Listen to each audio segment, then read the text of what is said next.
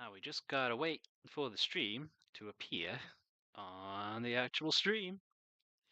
Come on, come on, come on, come on, come on, come on, come on, come on, come on. Is YouTube picking me up? Yes, it is. Okay, so now here's the stream. Hey, ooh, there we go. My phone is updating to actually show the stream. Wonderful, we are there. Right. Okay, this one ended up being slightly delayed. More out of laziness than anything. I don't know. It's been a busy couple of weeks. So I'll probably try and sneak in another one of these this month because the beginning of next month is going to be a busy one. So if not next week, the week after, I'll figure it out. I'll schedule a stream and we'll just do it. Because even if I've not managed to do a stream a month this year, I at least want to have 12 streams by the end of the year. So I can at least say I did it on average. You know, that's the plan. Anyway, let's actually roll. So this week is going to be Funny Tank, Flamey Tank, Burning Nathan. It has actually been quite good to use. I've had a lot of fun, and with the new supplement for his Blood Angels, it's might have accidentally gotten a slight bit better. The guns are the same, but the rules for the actual tank have improved. But before I jump the gun, we've got last month's dudes in the form of our scouts. So here is the sergeant. Now I did notice, looking back, I did use the wrong paint for the armor on these guys. There we go. That's about as good as we're going to get without autofocus. In fact, hold on.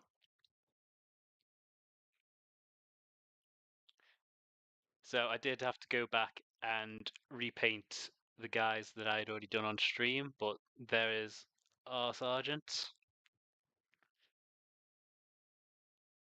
These are knifey boys. Uh, just all brandishing CQC, and then running like a madman. Again, not really finding the sweet spot for the focus. I did remember to actually do their shoulder pads this time as well. They're not the best, but they are scouts. Hey, how we doing, Ryan? And then we got our shotgunman. The shotgun doesn't do what it used to do, but it's still a gun. And I know on last stream I mentioned the Death Company. I am going to have to paint a couple more just generic chainsword pistol guys just to make a 5-man legal squad. But the updates to them didn't actually stingle that much. I thought it would be a lot worse than it was. I could still run 3 guys that I already painted. I could run all the guys that I did for the stream a couple of months ago, just across 2 squads, and swapping arms on a couple of them, which I have done. I can't be bothered to go get them, but I will show them at some point. But yeah, so that kind of worked out nicely. Uh, Speaking of the supplement, just because obviously for this army it is the big deal of rules updated. Yeah. Yes, we have a captive audience member, finally. Yeah, in regards to the supplement, I am waiting for the points to go live because I have the book. I bought the book, but I am waiting for the points to be finalized, as what happens with every one of these books that comes out a little earlier. All these fun little FOMO boxes. So just waiting to find out what our final points are, and then I can probably lock in what the actual final list is going to be. And then, yeah, like I say, try and get all 12 streams in. I don't want to say before New Year's because every time I've said, oh, I want to do this by this time, it has fallen apart for various reasons, but I will do 12 streams, is what I'm going to say. And yeah, anyway, to our focus for this month. Funny barbecue tank. It's got a big flamer. It's got a couple guns, one use missile. And then the sponsons I have here, like some horrific Mr. Potato Head. Just a couple more flamers. One would go each side. They're just in separate parts to one, make it easier to paint, and two, they can still wiggle around. And I can still hot swap the flames for the heavy bolters should the bullet version of this tank become useful. The flamers, honestly, I've used this thing a few times since I got it, and as someone who usually struggles against hordes, having this little box roll up to a unit of 10 guardsmen and go by is quite useful. If they don't all get barbecued by the shots, I just run them over with a tank. That usually is what finishes them off. Right, let me actually get comfortable. It's been a busy-ish day. Let's get rid of that notification. That is Ryan making me aware that he is ready and waiting. Yeah. Where was I going with this? Yeah, I got myself comfortable and situated. Been a bit of a busy day just because I won't say exactly what the people watching know. Had some news recently, which means I've had to prepare stuff for myself, like my entire life. So I've been tidying and sorting some boxes and things so that that can be pulled off. Right. Where shall I start with this? For one, the turret's magnetized, so I'm just going to yank that off, and this isn't even glued, because I have noticed a couple of bits where I've let some darker paints get on my yellow. So before I actually just start, it's going to be very similar to the way I did the Land Raider. I'm just going to slaver it in my usual inks to get the base shades and then layer back up. But I'm just very quickly just going to fix this yellow, because even though it is going to be under a couple layers of inks, I still want it to be yellow instead of this weird green you get when black is involved. So we'll do other bits before we do our turret first. I was trying to get this thing prepped in time, but you always miss something. There we go. It's not perfect, but it's better than it was. So yeah, that is also going to be what is potentially going to make me very busy at the beginning of next month. So we October, well, late September, early October is going to be something, but it's good. It's all good stuff. So, starting with the inks, I'm debating where to start. Do I start with the main body because it's got the largest surface area, so it will take the longest to dry, and then just work on these, and then hopefully have things line up. Do I get one of these done so I can work on it whilst I wait for everything else to dry? We'll start with the yellow housing on the. Uh, you know what is the specific? I think this is a flamestone cannon. Specifically, is what this gun is called. So I'll do the yellow housing on this, let the yellow dry that I just touched up on there. And then we'll do the body, and then we'll see what state everything is in. Hopefully this shouldn't take all that long. I sound like I'm rushing. The stream literally just started, Dan. Calm down. You've done your responsibilities for the day. So, going in with some of the old ironed and yellow. The same paint we use to start off our yellow past the base coat every time. And just getting that on the yellow. Don't matter too much if I get it on the blacks because it won't show, or the metallics because we're going to do a dry brush step on there at some point. And just get that a little shaded. There's a bit too much on there, so just push it around, wick away any excess. So yeah, Blood Angel supplement landed, and I was looking through the stuff and thinking back to what I was trying to predict. And I was right on a lot of things. Like the Death Company are just a pre-existing kit with the upgrade sprue attached. A Brutalist is literally just you paint it black. It's a Death Company dreadnought now. Sweet. Though rip to the Furioso and the Librarian Dread, they shall be missed. Well, the Librarian Dread mostly. Uh, we did lose a couple of the characters that I thought we would in the form of Corbulo and Tycho, though those aren't very big losses. You could see them coming a mile away. I mean, Tycho in canon has been dead for a couple of centuries, so it was weird that you could still play him. And Corbelow, everyone kind of forgot he existed, including the player base, not just GW. Uh, the detachments were the Sons of Sanguinius renamed, a Dev Company themed one, and a Sanguinary Guard themed one. I'm pretty sure I said something to the similar. I was thinking also maybe, oh, that's another one we lost, Gabriel Seth, because I thought we might get a Flesh Terrors themed detachment, but no, there's no Gabriel Seth anymore, so there's no Flesh Terror unique model anymore. Just gotta play him like the rest of the Blood Angels. Sorry, guys. You can run him as a guy with an Eviscerator. Sanguinary Priests lost their wings, which I'm sad about, but I took the Sanguinary Priest that we painted on a previous stream and I just clipped his wings and gave him a Blade Guard backpack. It's not a full apothecary thing with like all the dials and the doodads and the sensors like the actual model is going to be, but it'll be good enough. I'll probably end up getting that model at some point. But at the end of the day, it is essentially now just an apothecary with a robe, so not the most exciting. When I saw they were giving it two different bear heads and a helmeted head, I was like, oh, is this how they're going to do Corbelow now? Because he's just a named sanguinary priest. It's like, guys, just like, you build him with this head, he's Corbelow. And then you've got the bear head and helmeted options. Like, nah, he just has two different bear heads.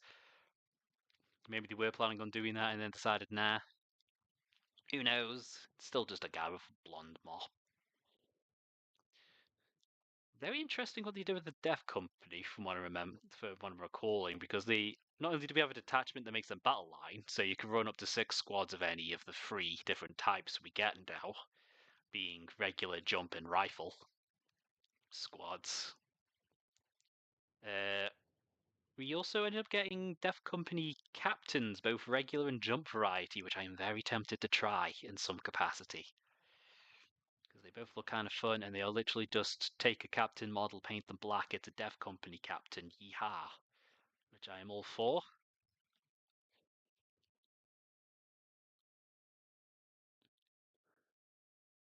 Because I think I already had one, because you used to be able to run Death Company Captain's previous edition. It was just an upgrade, but now it's a different profile with its own like special rule, which to be fair, they look quite fun. The on foot one actually gives you an excuse to maybe want to run some on foot ones, rather than just like, well, I want them in combat, so jetpacks. But no, now if you run a Dev Company captain with them, you can give them scout as long as they're not in a transport, because otherwise you'd give the transport scout, which that would be a bit too much for Dev Company. Last edition was the edition of first turn charges for them, not this one. The jump one, I think, gives them lethal hits on the charge, which isn't bad. Sort of indicates a very specific role. Just drown them in chainswords. And they both have some sort of death rattle where they just do damage when they die, because I guess they're just really pissed. But yeah, wanted to always find to have some black with my yellow.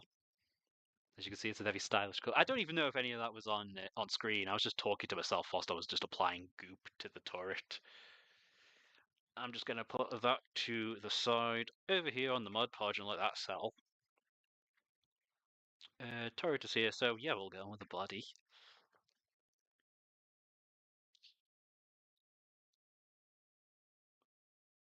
The new Astaroth looks hilarious as well. Got him with the fancy box, giving like he already had the massive death rule, no massive doom rule, where it's devastating wounds on the charge, but now he's actually useful on his own. Like his executioner's axe has precision, which is funny. He's like, "Hi, I don't like you. Give me your neck." Yup.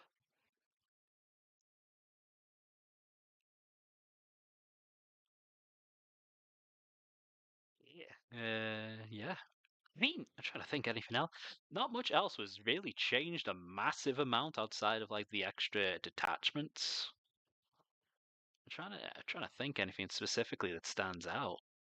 Obviously, this thing got a little bit of a buff because it used to be that its rule used to be that it gave its guns assault as long as what it targeted was infantry, which it's got flamethrowers and like just mass fire bullet weapons like heavy bolters and assault cannons between. Well, those are your options for this thing.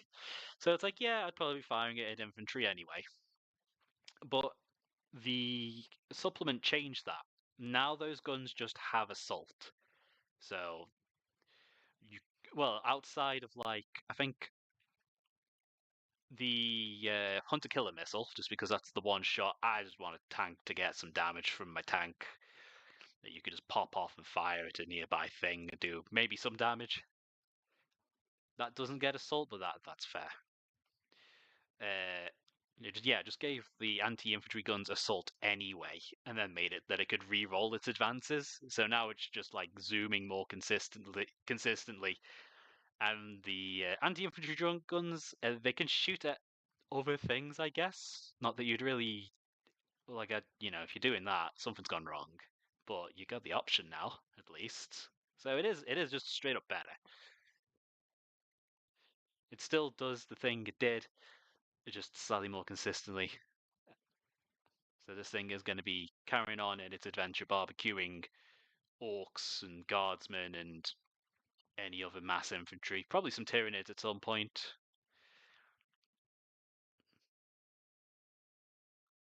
Just because of the amount of shots it can kick out. Well, while dice rolled, it's 3 dice between the 3 guns, so it's more consistent than you would think.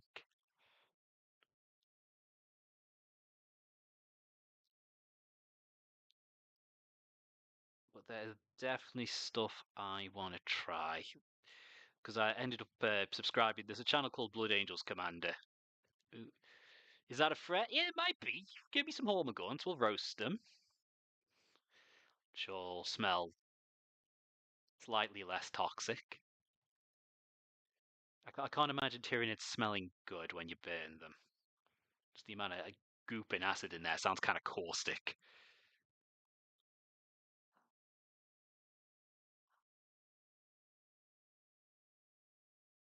It would be as good against demons because demons have an invulnerable save, so they'd be a lot more durable against flamethrowers, but still. Drown them in enough dice, and that'll do it.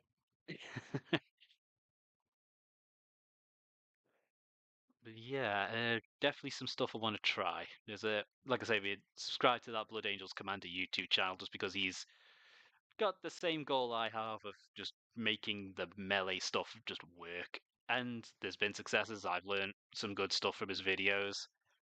There's been some times I've gone against what he said, but it's worked for me, so that's what matters. But there's a combo that he posted a video. Well, he mentioned it in a video that I really want to try, involving a chaplain and one of the enhancements. It's sort of a nesting doll of synergies, where it's like I think it's a unit of Blade Guard. This is in the uh, I still want to call it Sons of Sanguinius. It's like Liberator Strike Force is what it's called now, which is also a good name, but it's just a little less like Sons of Sanguinius. It's a different vibe. It's a chaplain in a group of Blade Guard with the speed of the Primarch enhancement, and I believe it's Savage Echoes is the stratagem. Where like in Blood Angels, you still Discord is now catching up because it is in streamer mode, so I get no blip. Blade Guard and Blood Angels, they're not your primary damage dealers. Like they're not like your main melee because your Blood Angels like they are for other chapters. But they still have a use because they are quite defensive, and you can attach a good variety of characters to them because they're just regular Tacticus armor. So you run a unit of those, and you camp them on a objective that you want to protect. You attach a chaplain with the speed of the Primarch enhancement. So twofold. well, it all works together. So Speed of the Primarch is an enhancement. You pay an amount of points and you just give a little upgrade to a character. And that enhancement just says once per battle, you can pop the ability, the unit gets fights first. Okay. So far, so good. So far, why would you not just run a Judicia like I have been? And to explain that, we got to go to Savage Echoes, which is a stratagem that you can spend one command point after you've just had a unit charge, and it gives you the option of literally you have to be charged to use this. So it's like either you're playing defensive or you get caught out. Because sometimes that does happen in melee armies. You just position wrong and someone can still charge you before you can charge them. So yeah, you activate it after you've been charged, and it asks you, okay, the unit can either get +1 strength or +1 attack. Or you could be battle shocked and you can get both. So the main point of tension there as well, if we're battle shocked, we can't hold this objective anymore, but we want to be holding this objective, but we want to also be killing these guys that are attacking us. And that's where the chaplain comes in, because the chaplain, I believe it's the beginning of any phase, he can point at a unit that's battle shocked and it's no longer battle shocked. So you just go, you just full send, you get the extra attack, you get the extra strength with your strength 5 power swords. This is when you're being charged. You pop the Speed of the Primarch, so you're fighting first. Ooh, hello, John. Yeah, you pop Speed of the Primarch, so you're fighting first. Then Savage Echoes, you get an extra attack, an extra pip of strength.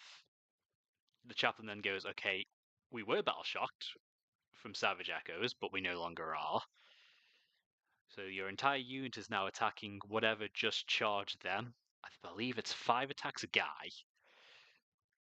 It would with the stratagem be it would be with the stratagem it'd be 5 attacks at strength 6, a unit of 6, AP2 damage 2, with the chaplain's own ability that every chaplain does, be it jump, terminator, what have you, that just basically says +1 to your wound roll, which at strength 6 basically means if you're not if you're not toughness 12 or higher, is it 12? 12? Basically, it hits a lot of things on 4s that are higher up than strength 6, and basically anything that strength 5, toughness 5 or lower is basically getting wounded on 2s. And you're doing all that because of the speed of the Primarchs. It's like, yeah, charge me. This is a spiked shield of defense. John, please explain everything that just said to me. I think he only arrived halfway through me explaining it. But yeah, I only liked running Blade Guard because they were still melee, but more defensive. They ended up holding the middle objective quite a lot. So just pair them with a shouty angry man with a skull helmet and black armor. And it's a case of come near me, you die. I stab you several times. There is some stuff that can probably withstand all of that. Okay, explain the half you heard, John. Yeah, have fun.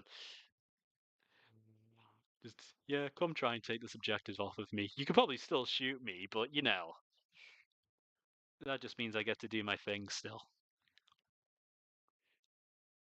I still get to deny the objective if you try and shoot me off of it.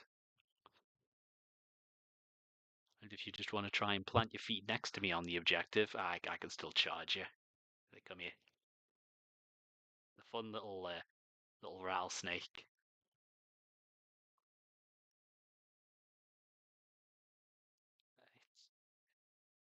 It's a lot of hull to have painted with a weird orangey ink, and it's already starting to dry at the front where we started. Is there anywhere I obviously missed? It's just knobbing a bit more underneath the bumper. A bit of me wanted to paint that bumper like a metallic or something, but it's like, nah, can I be arsed? Okay. A bit more behind the exhaust. That'll be drying. a little uneven, but I tried to remove it and it just made a tide mark. So that's orange now. Just make it a little bit more even.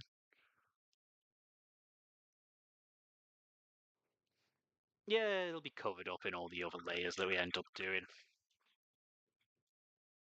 Let me just make sure that is rinsed off. Right, there's stuff that's still drying. Everything is still drying, including you. You're almost dry. Again, it just looks more burnt than anything looking at it. We'll get some of the other yellow bits this then. While we wait, we'll go with the sponsons just because they're nice and simple. Just a little semicircle of yellow.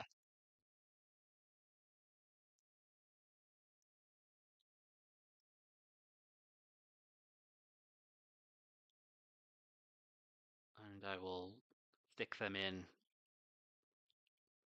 joint first into the potato head of blue tack and tank parts.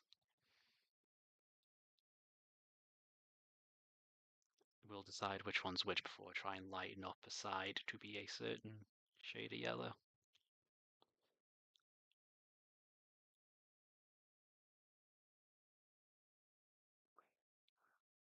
And pop you there on top of a paint pot for a second.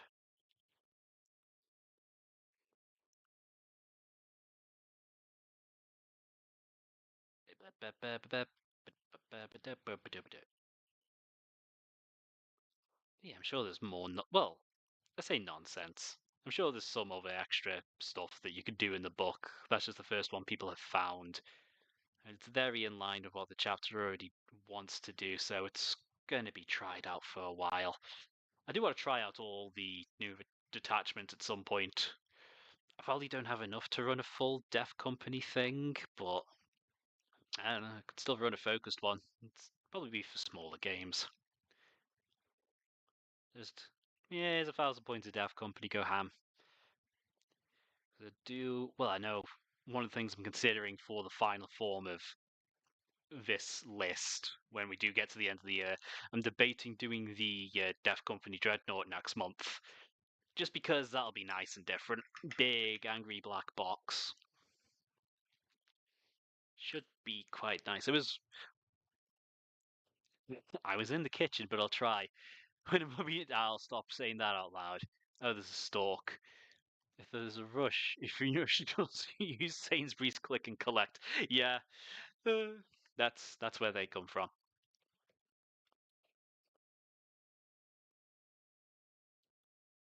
Just don't forget the banana for demonstration purposes.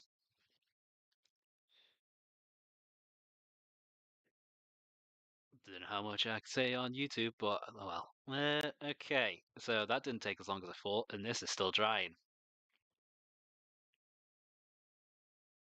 We're already at that stage where I'm like, what the fuck do I do? Let's get some of the excess out of the bits that aren't gonna be yellow. These little porthole window things. Still funny to me. This is technically a Horus Heresy kit, but it just had everything I needed to make it a ball predator, so here it is. The rolling stir fry station.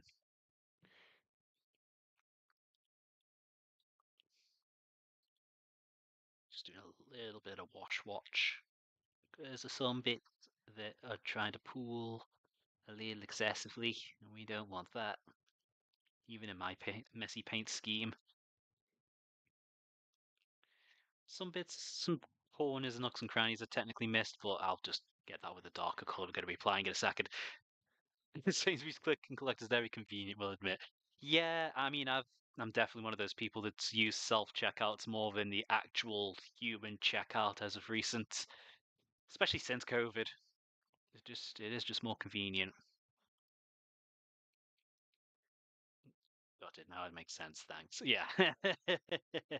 Blood Angel strategy. Sainsbury's Click and Collect.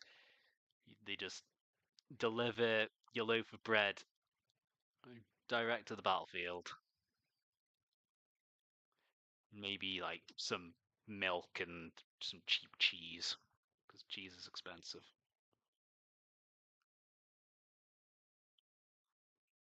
Damn good, but expensive.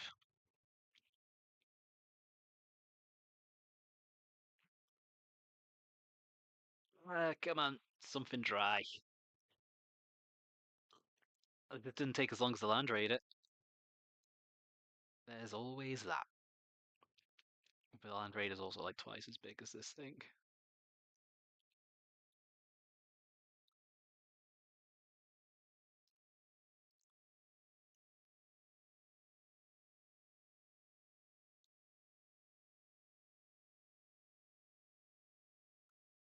Imagine if the housing for the Hunter Killer missile's already dried. Again, just some deep nooks and crannies. Let's see. Is the loaf of bread a dreadnought in the metaphor? You know what? Sure. In that case, I could make the Sainsbury's Click and Collect work with a Storm Raven because they can deliver dreadnoughts.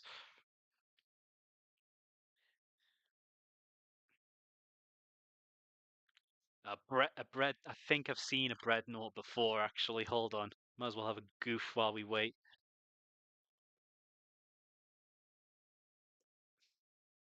Did you mean dreadnought? No, I meant breadnought. Yeah, people have done it. It's an AI magic card, but give me the actual. Just a second. Let me get that up on OBS. There it is. Here are the breadnoughts. Let me make that actually fit on screen. Fact.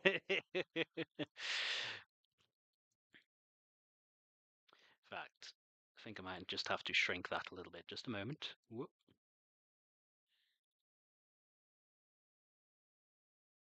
Yeah, there's plenty of breadnoughts out there, from photoshopped to 3D printed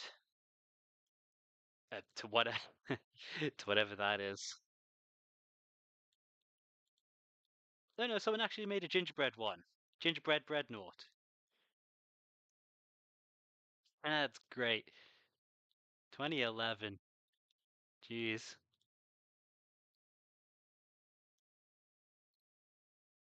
That's something else. That's neat art. There's someone's art station for you. The breadnought isn't real. It can't hurt you. They're beautiful. Uh, I'm sure they smell delicious.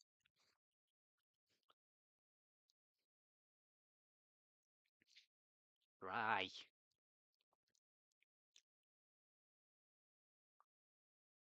I thought I'd be able to just focus on the turret housing here just because it is a nice, simple little shape. It's just round. Let me just cover the camera with my hand. It's just round. But it's mostly dry. I can still see some bits that are wet. So we are still waiting. Let me just get rid of some of that overspill that's going to be there, so I don't have to think about it.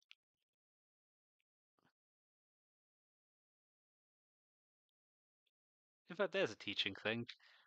Just because it's not a surface, it doesn't matter. That's what I mean when I say a tide mark. Where, like, the outer bits have dried, but where it's thickest in the middle of the drop is still wet, so it'll still come away. So, if you're ever using contrast paints, be careful of that. Just, once it's on there, just let it do its thing. You're still drying. What about the Flamestorm Cannon's housing? Mostly there, again, bar some of the deeper, thicker bits.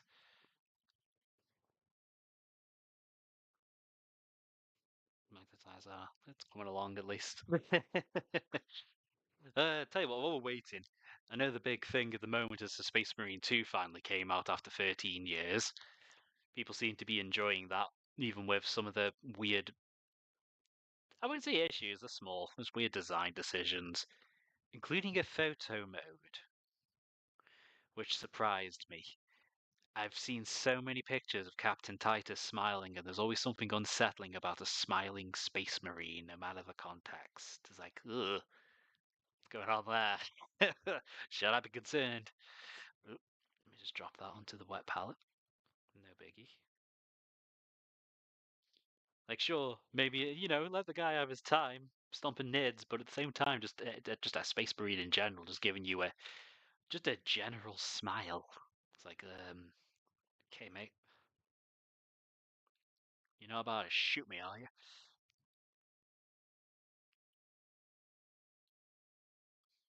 something I intend to play at some point. Just getting into the habit of playing video games again.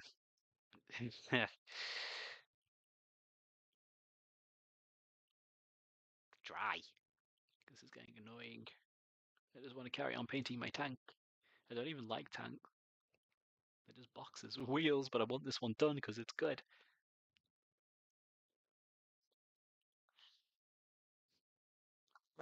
Yeah, that's how it's looking. Like again, just like with the Land Raider, very patchy at the beginning, but it'll come into its own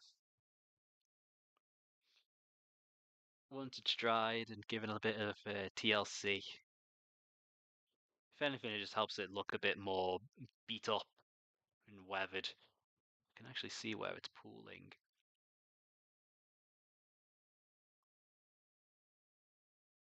This is where some people would break out a hairdryer, but the amount of times I've seen paint crack because someone tried to speed it up with a hairdryer, and it turns out paint doesn't like that. Maybe if I wave it about a little bit. Come on. Half an hour into this stream and we're already sitting and waiting. It's funny having to try and figure out a handle for this. I could just end up being a blue tack on top of a mixer bottle. I don't even remember where that's from. I just have it. The lid's cracked, so it doesn't actually seal. Is there a... Oh my god, there is. So when I was spraying this, I sprayed it with the lid separate. So of course a little bit of paint got in there, but also some other stuff got in there by the looks of it, because I just found, I can't pull it out because it's stuck in there, a slightly sprayed yellow dandelion seed that just got smushed into a crevice in there. So I guess, I don't know, is this a totem now? It's carrying the soul of a dandelion? Maybe I should just call it that. It's the right colour.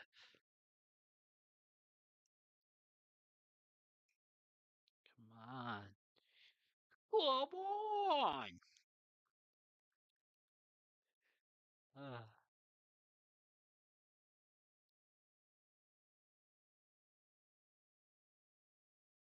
Tell you what, let's see if there aren't any chunks so we can get, like, the housing on the Hunter Killer's done, so why sit around and wait when we can do stuff? So back to the old Darko Flesh. Just gonna put that where I can.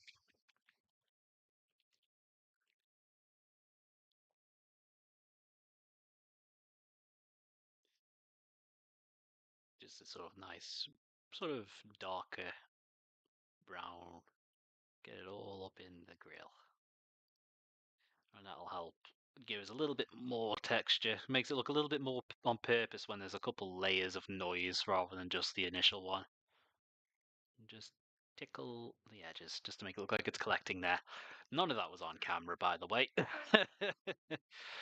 Nice and simple. Already looks darker compared to the rest of everything else. Looking at it, I could probably work my way around this thing. Light up the brush.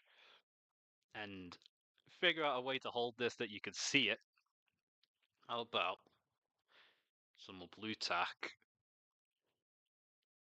and a paint pot that I'm not using currently. There we go. So smoosh that over the top. I don't think I'm going to need Pterodon turquoise for this at any point.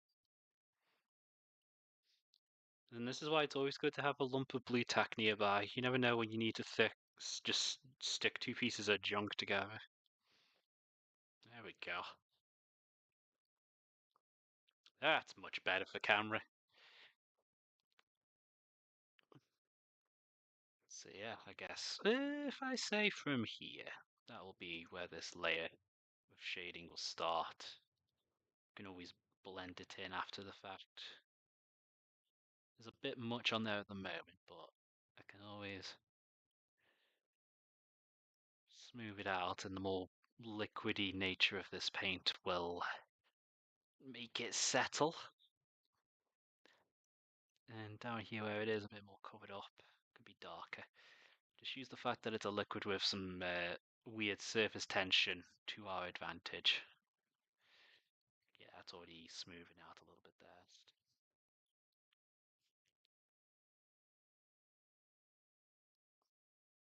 Just tickle around the bottom, just to give it a little bit more. Maybe less towards the front. Yeah. Let it collect underneath whatever this is.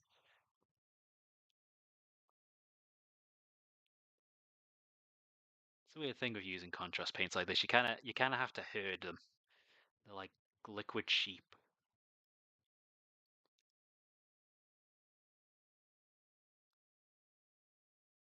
And from there.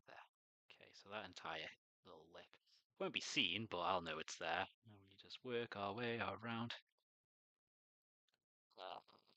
Just trying to think. Anything interesting to talk about that isn't funny spacemen related? I've been enjoying because Pokemon Emerald Rogue 2 came out. Been really enjoying that. Nice fan mod of Pokemon Emerald. Really, really strangely in depth because people decompiled the Gen 3 games a long time ago, and it has let people do some crazy stuff. That entire game got restructured from the ground up, and it is interesting. Sort of, I'll take it a Game Boy Advance game where the Pokédex wasn't even up far past 300, and it literally has every Pokemon in it. Like we're over 1,000, not including alternate forms, and they're all just there in a GBA mod, alongside all the other crazy stuff in there. Well worth it if it sounds even slightly interesting to you, just like Pokemon turned into a roguelike.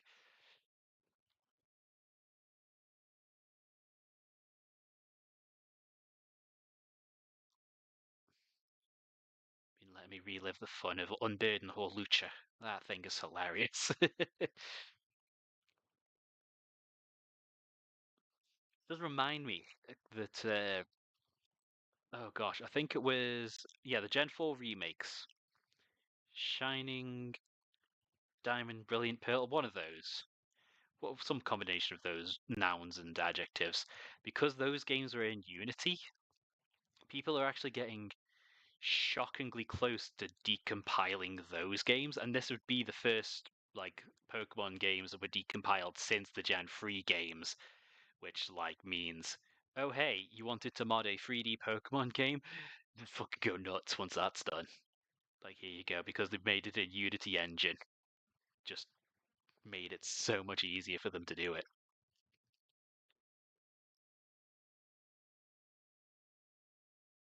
Something to keep a track of, because goodness knows what they're going to do. They might actually make those games good.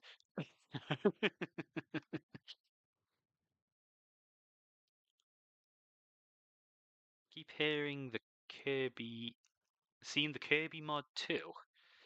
Which Kirby mod's that one? I am not familiar. Is this a Kirby game, or is this a mod that like puts Kirby in one of the games or something? Because I could see either. I'm just going to do a little something tricky because I'm just going to cover this whole thing in the dark oath. I'm going to rinse my brush and just get some of it off the highest points. Might make it dry slightly funky, but we'll be covering up any of the worst offences. That might be good to help just blend this a little bit. Oop, that's tearing it again. Never mind. It's always a constant experiment with these things. Doesn't matter if it looks a little beat up and gross, because it is a Deimos pattern, which is a very old pattern of tank in the setting, I believe. I don't know. That level of the lore is something that always just doesn't interest me a huge amount. It's like, yeah, this certain tank is from this time and setting and this particular fight. It's like, look, if I wanted to play historicals, I'd be playing historicals, mate. It's a mod that puts Kirby in Shining Diamond or Pearl. I don't think it's done yet, but I'll show you a bit. Oh, okay, fair. That sounds like the kind of shit post type of thing.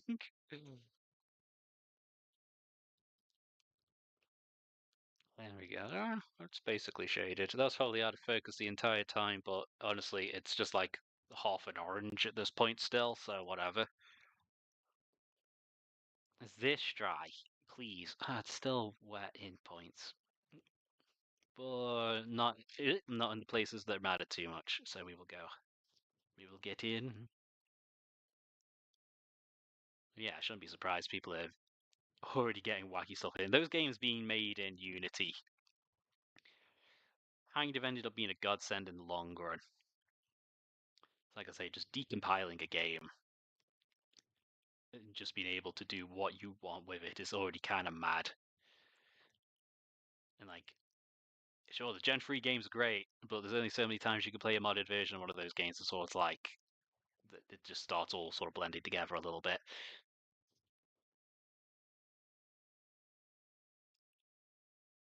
Uh, get a little bit around these rivets, and that is that mostly done because this is a very simple part. Yeah. Okay. We're still waiting on that whole chassis. Right, you are going to go this side because of the way some of the Iantid's already settled. Still technically drying, but going to be drowned in Darko.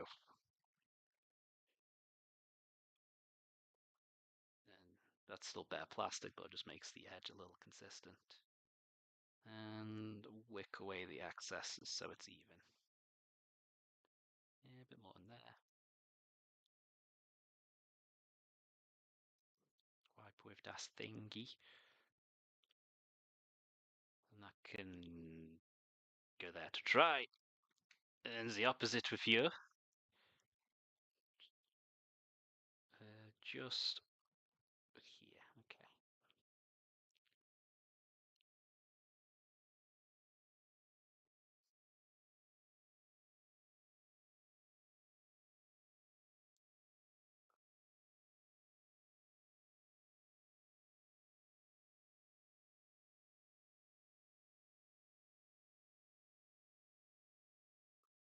And then forgot to put a little dippity dap around the rivets on either of these. So you first because you're in front of me. A little bit of smoothing of the state. Finger is a surprisingly useful tool for that. And then the rivets on here. Again, not on camera. But there's only so much I can make this look interesting. Right. Still waiting on bits. Oh, I just wiped that without thinking about it. Where? There. Okay. That's easy enough to fix.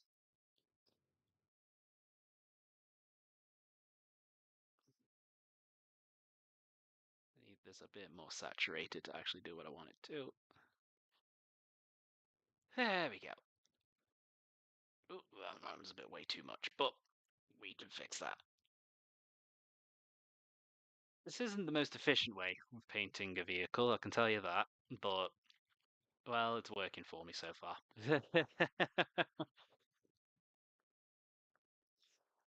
Tell you what, just a little around the back there too.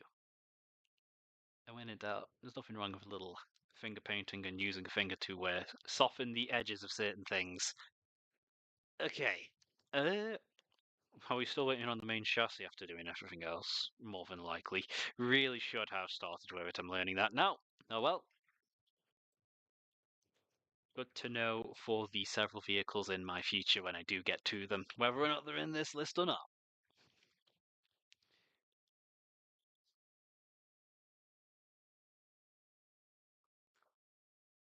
Right.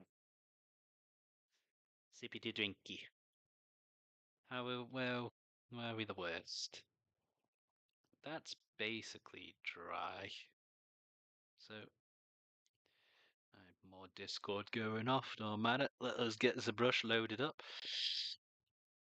Now on the tank. I want to say up to about halfway is where we're going to do this, but this is a panel facing forward, so I could probably just get away with just slapping this all over the back of it. Again, doesn't matter if we get any of the metallics. It'll just help it all look like grime and dirt.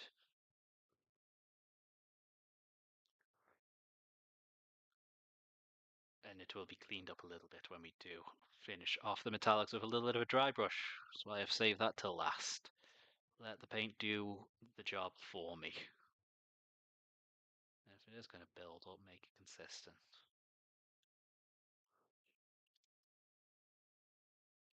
Again, none of that was on camera. It looks horrible on camera, in all fairness. That is something that will be fixed. Do not worry. This that has built up quite a lot underneath that exhaust. Let me see if I can't wick some of that away.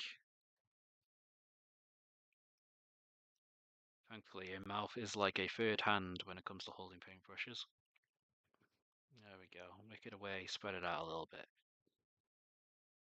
Think your on-screen chat isn't updating? It isn't. You're right. There we go. If I put that over there, I think it's because I had it minimized on my screen. So after a while, it just stops updating it for the sake of conserving RAM or something. I don't know. But there we go. Thank you, Al. Yeah. The comments about the bread may have been profound, but others should get their time in the spotlight too. Yeah. Don't worry. There they are.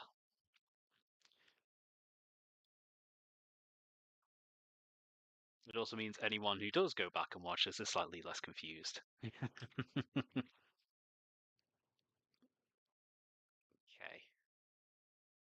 Yeah, so let's start on this side instead. So halfway up, we'll use the top of this little weird tacky divot just to mark where we're going to have the dark oak shading up to.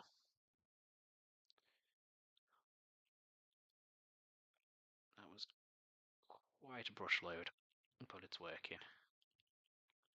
The weird thing with like doing this with contrast, it feels like you're putting on way more than you should, and then it's all like it just keeps moving about after as it dries, and then it just looks okay.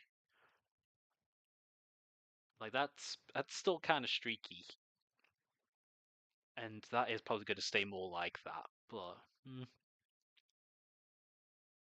see if we can't soften it up a little bit.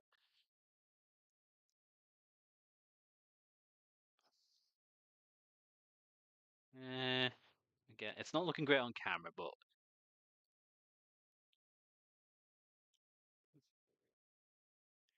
I don't want to overwork this either.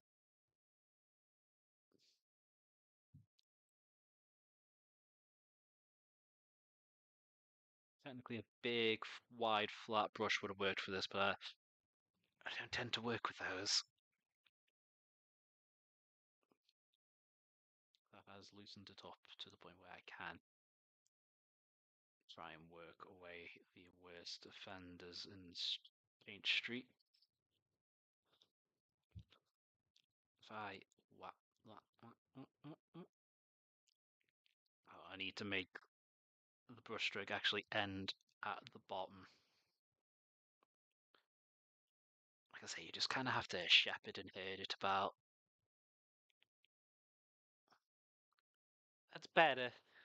It's not perfect, but it's better. Like I say, we still want it to look kind of manky and mangy. And then if we apply a little more towards the bottom here. There are better ways of painting tags, but this is mine. Okay,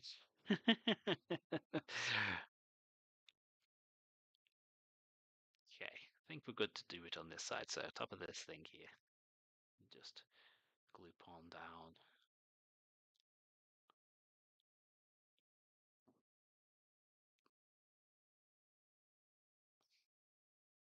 Shove that in behind the exhaust.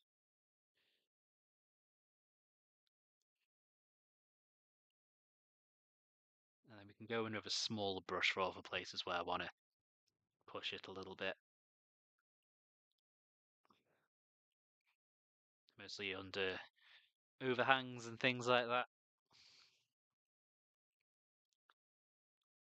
Yeah, because I didn't get it behind the exhausts here, so I'll just be cheeky and shove it in. And then while Yeah.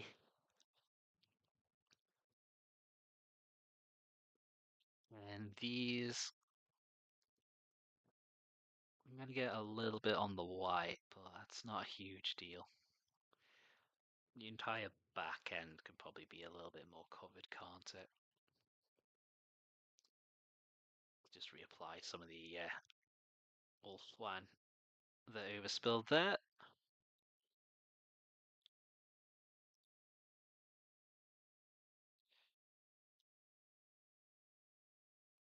And that line. Bup, bup, bup, bup, bup.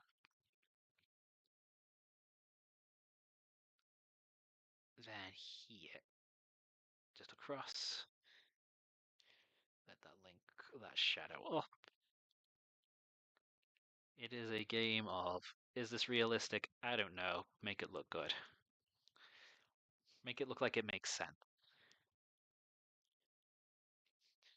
Include Icklin underneath this cowling. Yeah, and on the side of it too. Because that's not going to catch as much light.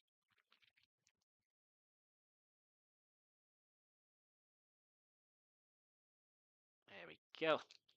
Just move the turret out of the way before I muck that up again. Got a little more than I would have liked on the mounting point. Tickly, tickly, tickly. Underneath and around.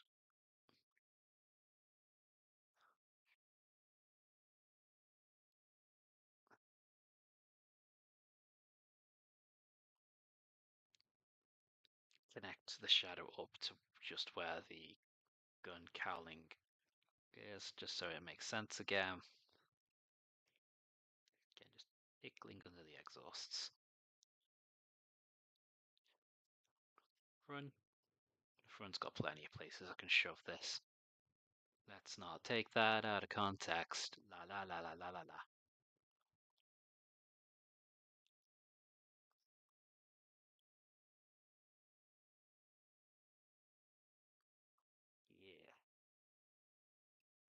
Yeah. Yeah. Like I say, I'm just trying to keep this interesting, running through in my brain what the next hobby plans are. Obviously, in the interim between having the new Blood Angel stuff in front of me and the rules being, well, officially out, that time I'm gonna wait for. I am hopefully going to be getting some Age of Sigmar in finally. Get the Lizardmen on the table, helping Jason build up his horde of Skaven, because as much as he enjoys playing hordes, he hates assembling and painting and transporting hordes. Ha ha he he. Not my problem. Although I made it my problem. Because I can't play for the next couple of weeks. I offered like, okay, let me build you your rats, and then we can actually play. So I've built about 20 of the clan rats. I think there's at least another 20 more left.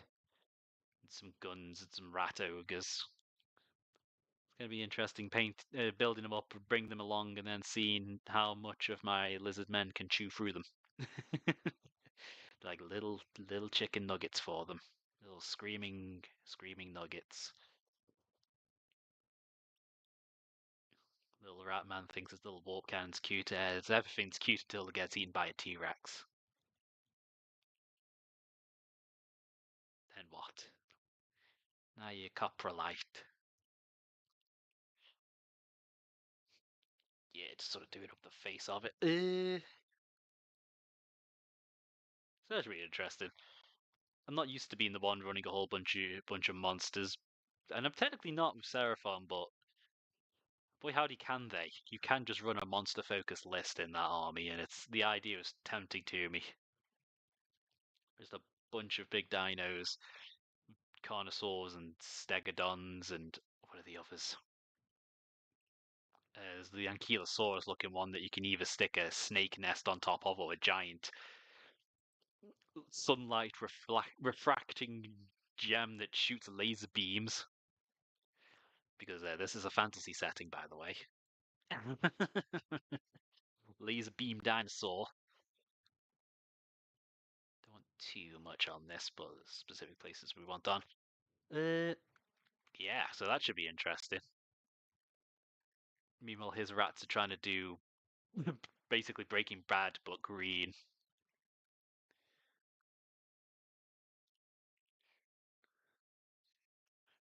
Just chomping on that warp stone and then just interrupted by a pterodactyl dropping a rock on your head. The pterodons do look quite fun to play. Actually, I've got a unit for my army, and that's literally their role. They drop rocks on your heads. It's like, haha, can you fly? No, well you can't run anymore now either, because for some reason that rule only applies to non-flying models. I suppose if it were flying, you wouldn't be able to drop a rock on it, but it sounds weird explaining it. Okay, just outline that vent. What other shenanigans are there? There's a skink priest hanging out with a bunch of Kroxigor, so tiny lizard wizard man hanging out with giant beefy crocodilian bodybuilders, and that's actually optimal. Like the rules actually synergize on purpose because the Kroxigors care about being nearby the little wizards.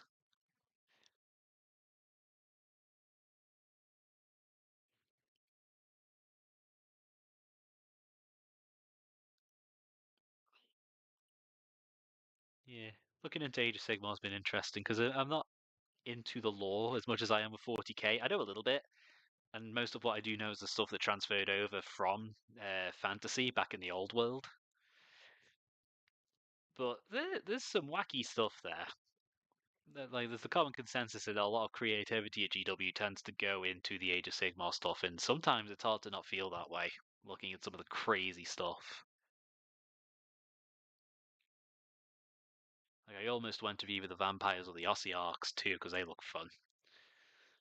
I didn't go with vampires because I looked at my Blood Angels and went, well, that's basically the same thing.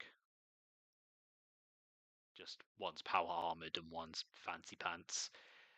The Ossiarch is like, well, I already play Necrons, so space skeletons and bone golem armies would be a little overkill. So reptiles, because I don't really have an equivalent in 40k. Go for the variety. Plus, they're just cool, and I don't get to run him as Krotgar, but boy howdy, playing Krotgar in Total Warhammer was fun, and I basically get to use his model as I think it's an old Scar veteran or a Cold Blood veteran on a giant T-Rex with a golden mechanical hand that shoots laser beams. Again, this is a fantasy setting. Right, just outline, and we'll worry about blending in a second. Some weird, wacky stuff. I also want to actually get a game of Turnip in at some point. They just added another. Well, they added a new core unit that everyone can run called the Lump, which looks quite funny. It's literally just a massive chunky thing. Generic enough description where you can make it look like anything. But the rules where it's armor save is basically the same as how many panic tokens it's got. Is funny. It's like you can't. It's a lot easier to hurt once it's scared. If you don't scare it, it's almost impossible to hurt. So you gotta whittle it down with some morale. It's just kind of funny for a giant untamed monster vegetable thing. More Discord stuff. I will definitely check in after the stream though, because I was waiting on that specifically. But all sorts of plans mentally in the works. I still need to sit down and learn some RPG Maker. I just had sort of some creative paralysis, shall we say, that talked to someone and they helped me through some ideas there. Uh, there's the old board game I was writing ages ago, and it's like, you know what? Let's give myself a small win. If we can get that onto TTS and get some people playing that and getting some feedback, that might also help get the game design gears turning in my head. And then we can just use that momentum.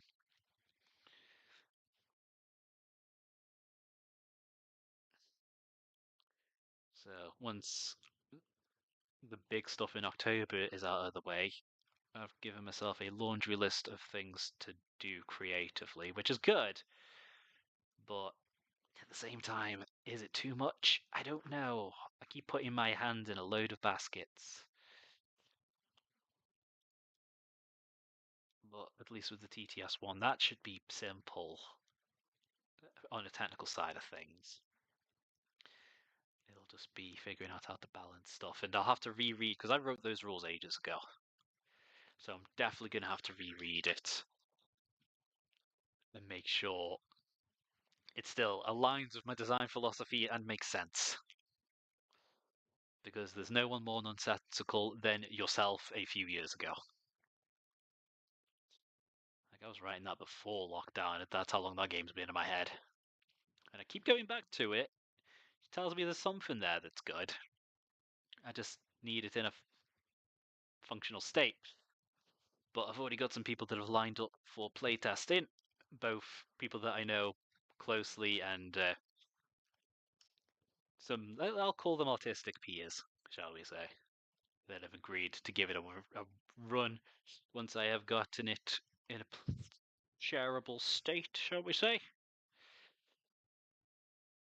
Always got to have something in the works. Otherwise, I'd go a little crazy. I think that is mucked up enough. Again, it looks extremely rough right now. I ended up doing the entire sides in the Dark Oak in various degrees, but this is the stage I basically got the Land Raider to before I had to end that stream, so you might actually get to see some of the cleanup process. Lucky you. Yeah, I forgot there's the sensors over here as well. I'll just slap a little on them. They're just little squares, so just the sides and a little bit over the front edge, the top edge even, and just wipe with your finger, just to smush. Okay, I'm gonna just quickly clean that brush, because this stuff stains. But that is why it works. We're only about halfway through the stream. So this thing paints up twice as fast as a Land Raider, so that's good news.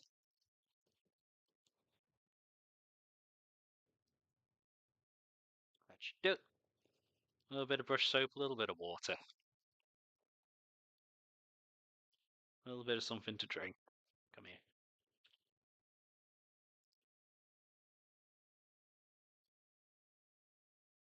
Ah.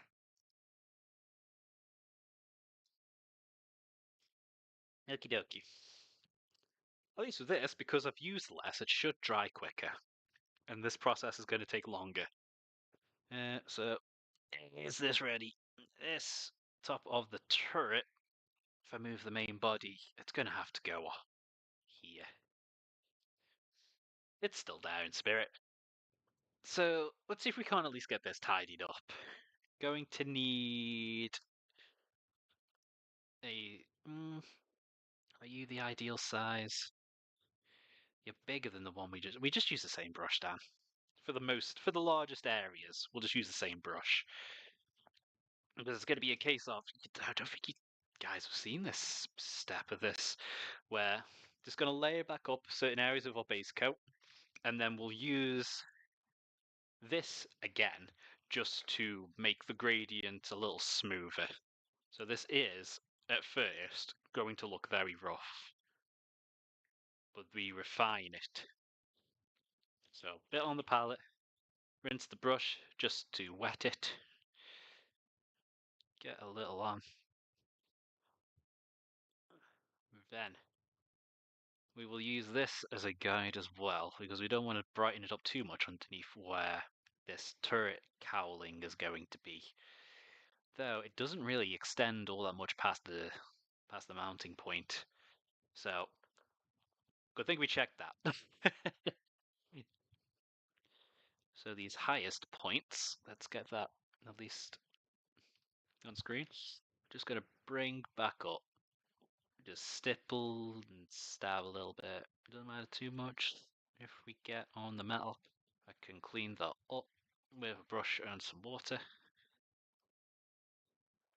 The advantage of thin paint is one, you don't make a lot of gunky texture when you paint it on, but also if you make a mistake, it is a lot easier to clean it up. We're gonna go right up to edge of the white stripe that I painted on. And this obviously being spherical means our highlight should also be spherical.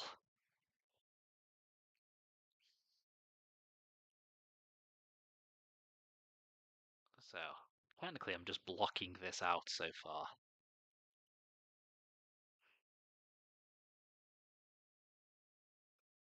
Okay, so I have to draw a circle in my mind. They say theatre of the mind, but what about canvas of the mind or the tank turret of the mind? This is why I don't play D&D.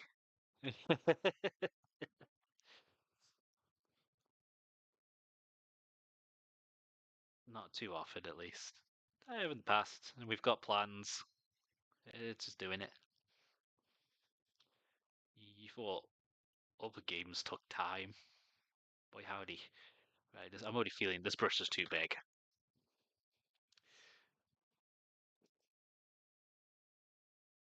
Right, that one, bristles are too long and wispy on that. What about this? Yeah.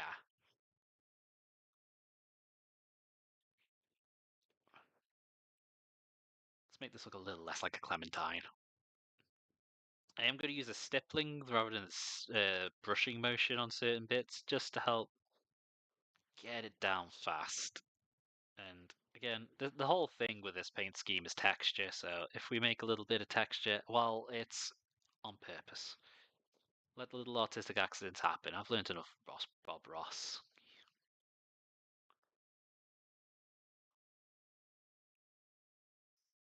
And it's already looking a little more interesting. Let's bring it a little further down, though. Just so I get that shade overlapping with that grill a little bit, just to make it, again, just make it more interesting. This is the highest point on the tank. It should be getting a lot of light.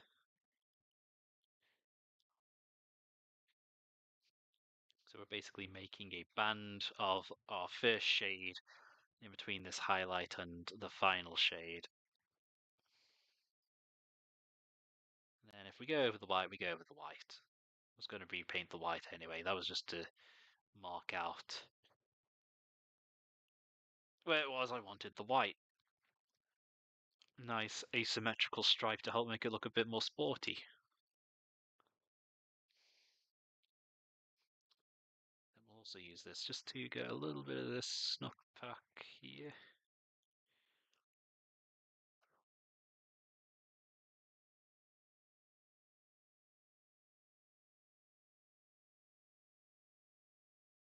There we go. Well, that's already looking the part a bit more. Like I say, we'll refine it. I'm going to go back to this brush I was originally cleaning with just to do the more delicate details up top. Like, we got a couple of rivets, so might as well just get those yellow. And reapply some stuff that should probably be entirely block yellow. Ah, that needs to dry still. Okay. Up here at the top. So we'll dot the rivets.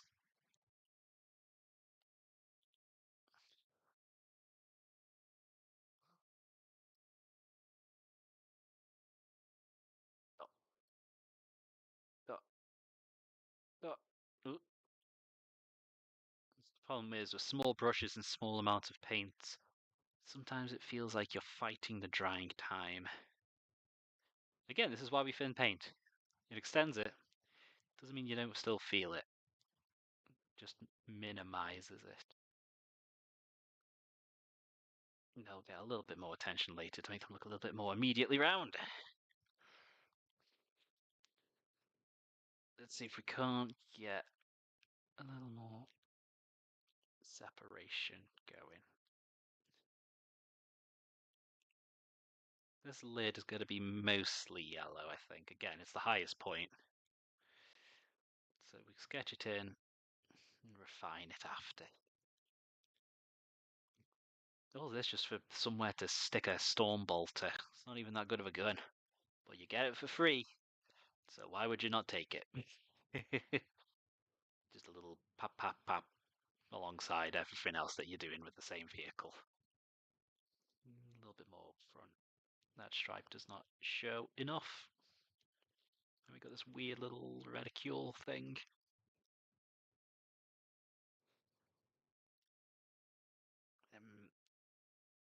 The outer housing of this lid, because you could build this with a guy sticking out. It would just be a Heresy Aerospace Marine sticking out. It's like, I don't want a 10,000 year displaced man sticking out of my tank. Close the door. No solicitors. What do you think the flamethrowers are for?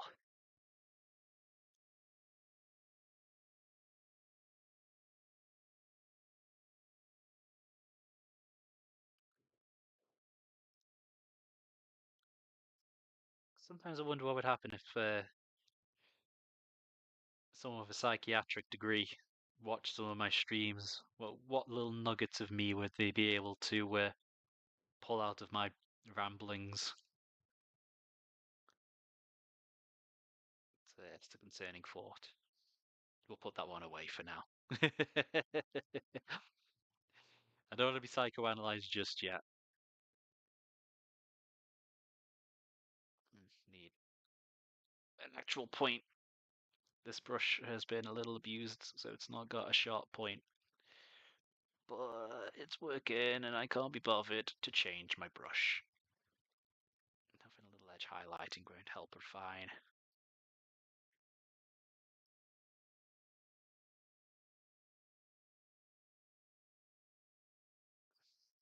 Yeah.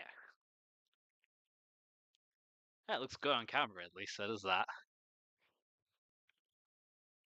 Let's just get this top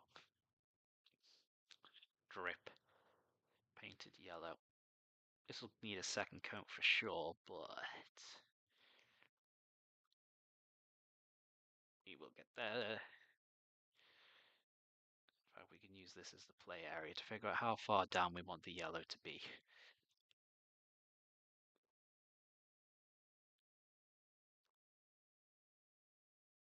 Need a little bit more down here, I think.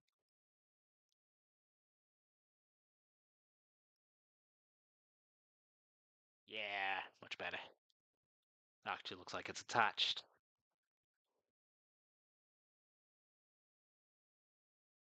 A little less highlight just because there's more stuff in the way. Top surface of a Hunter Kill It.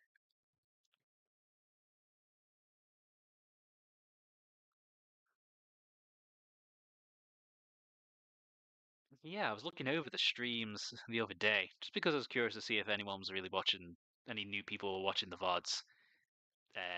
It's a weird thing that, like, we're 2/3 of the way through the year, let alone the streams themselves.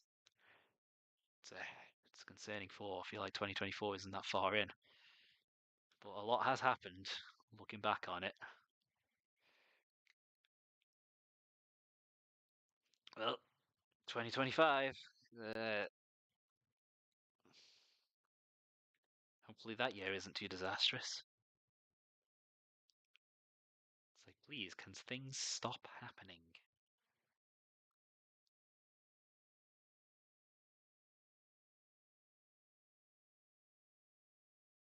Just join that up. Again, make it look like it's attached. And let that go down there a little bit just because it's exposed. Gives us a clear point to do a little bit of shading.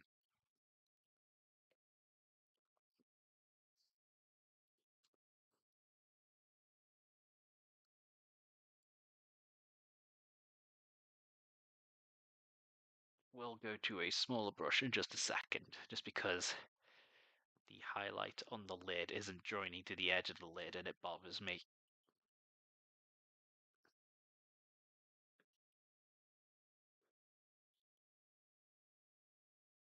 So we go to the smaller but somewhat neater brush.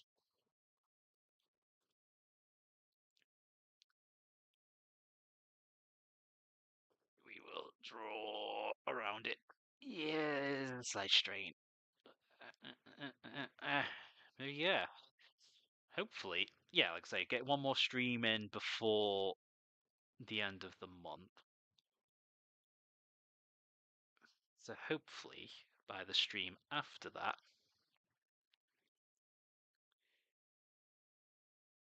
things should be a little bit more upgraded, maybe. Been thinking of getting a new desk for various reasons, because this isn't technically a desk. This is an old vanity cabinet that my mum used to use. That is just like, oh, I'm using it as a desk now because she ain't using it no more. What will happen to this current desk, I don't know. That'll be figured out, but I want to get a proper one and a proper chair rather than the edge of my bed. Right, this gradient doesn't need to be perfect because we will be tidying it up with another paint. But we'll see how that goes because I don't know how fast I can do that. I don't even know where to get it. Well, I know I've got some ideas where I can look for a desk, but where to start is a different matter. My brain wants to say somewhere like Staples.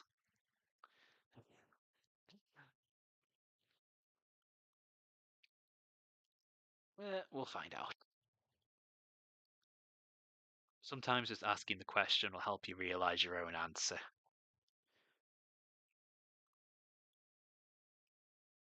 Just make that a little bit more solid up top. That, uh, it's getting there. That transition is still very sharp, but we'll soften it.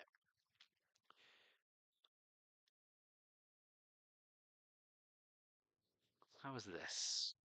That is still drying in the deepy dark places, but if we pop it on, that'll help us guide how we're doing our highlights on this thing.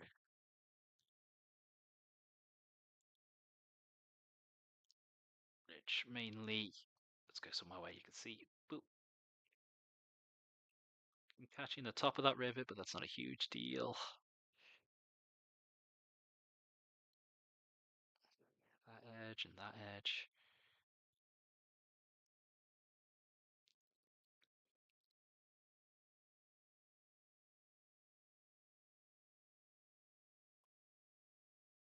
Weird thing we're going to do with this sort of like edge here, I'm going to bring the highlight further down just to help make that difference in panel stand out a little bit.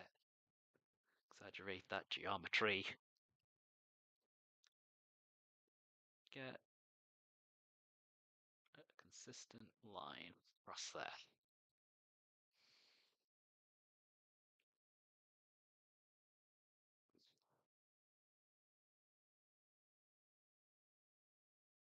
And then across the top of this. I was debating if I paint this metal or not, but it just made sense to keep it yellow.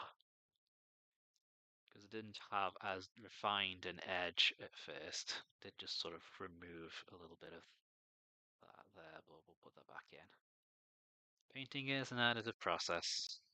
In and out, put more paint on.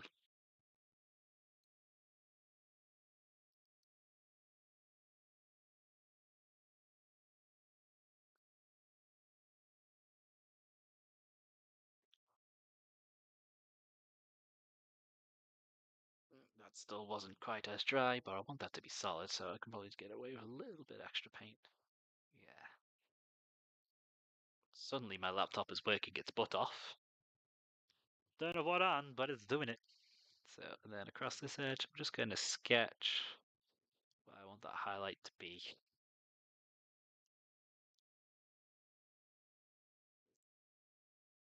Yeah, like bring it right up to the shadow.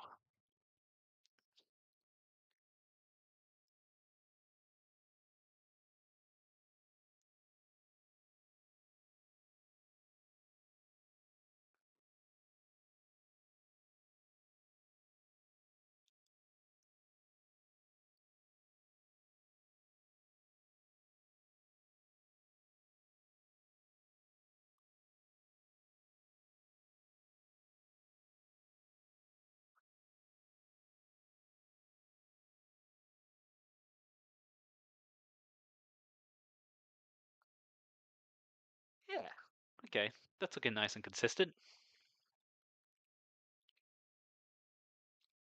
Just need a little bit more yellow over here.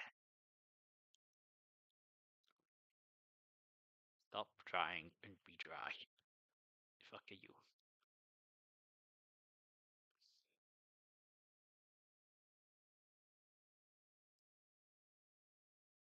It's needed solid at the highest points, and then we will add a little bit more nuance later.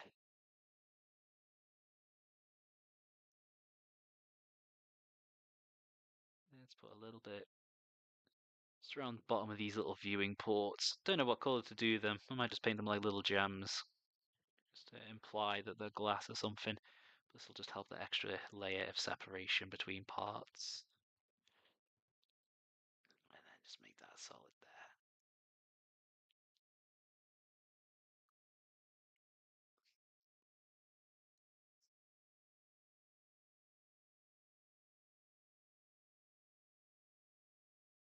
That. That. Yeah. Yeah. That's looking something.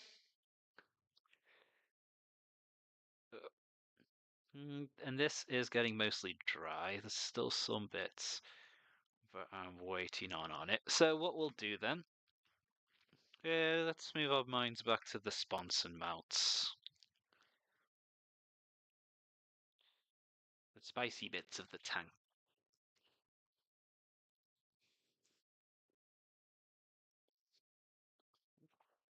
Ah, is it really already 20 past 9? The fuck? Well, who knows what we'll get done today. This is already a good chunk of the shading out of the way. You know what? You can be on the palette. So hopefully I can get this done quick. For this, well, for last month technically. And then, yeah, my brain really does want to just say the Death Company Dreadnought next, because that thing looks fun to paint. There's a lot of big, wide open panels for me to just paint some big red X's on. Just a big angry box. Literally, that is one of the other rules that they added in the supplement. They changed Death Company Dreadnoughts to where they're now just a Brutalis Dreadnought, but with the Death Company rules, which is nice because those things are chunky. And they changed the rule. It used to be that if it got shot, it would fire back once per enemy shooting phase, and if it got hit, it would punch back once per phase, which was good. It was quite funny. It made people scared to touch the things. But they've changed it now to where if it gets shot at once per enemy movement phase, it just walks forward. Like you just like, okay, it can move 8 inches now. Okay, sweet. Which might solve the issue I was having with Brutalis Dreadnoughts, where it's like it was difficult to get them in melee sometimes. Because they move 8 inches and they're quite large, so they're quite big, obvious targets. But with this, it's sort of like, okay, you did shoot it, sure, but you're giving me an extra movement phase, basically. I get to go forward that extra 8 inches in your turn, which just makes it easier to pull off a charge. Just get closer. So definitely giving that a go. And with it being Dev Company, it does actually get to, yeah, because I think there's 3 bullet points basically that come with being Dev Company, where you get to re-roll your hits in melee, which is really nice. You get a 6 up feel no pain, which helps with durability a little bit. Not a massive amount, but sometimes it does save you. Especially on and on the multi-wound models that Space Marines are, and this is a tank. With the downside of if you've not got a chaplain nearby, you have 0 board control. Like, it just doesn't count as having control over any of the board space it's in. It's like, okay, well, that just made it obvious to just stick chaplains with the units that you could attach chaplains to, but this is a dreadnought, so it's like, okay, well, you're not going to control the board at all, so go nuts, little guy. Just grab something and just pulverize it while we do the hard part of controlling the ground. like, okie dokie. Time to go murder. Oui.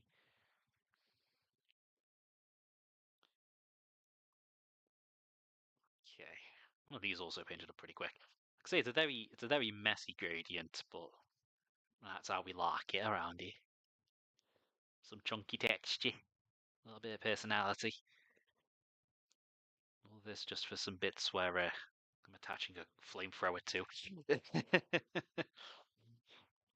Speaking of, let's bring back the Mr. Potato Head and just do the sensors.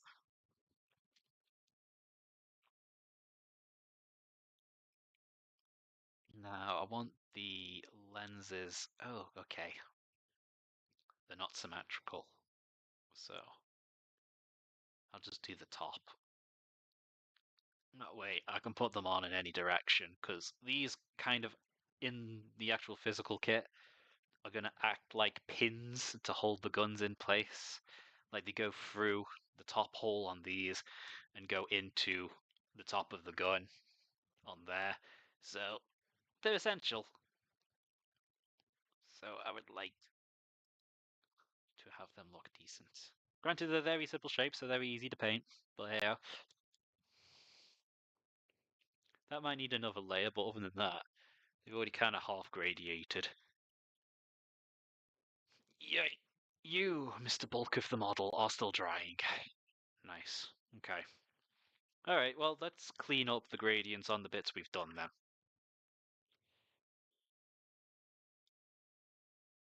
Back to Yanden. You did a little shake.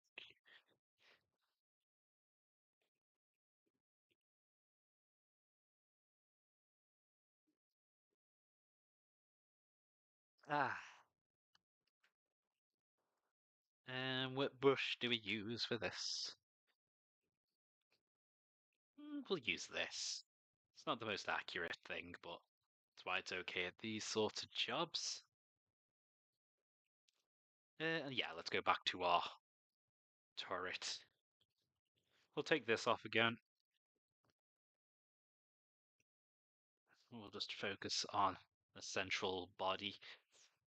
So this is where we start blending this in a little bit better. Because just doing that is already doing a lot for it. Just let it pool a little on the edges between the sections, and it'll really help bring it all together. The dark is still a bit stark in comparison, but it will be less so. Again, it'll look a little bit more on purpose than just blobby paint. And honestly, isn't that just half of art? Just make it look like it's on purpose.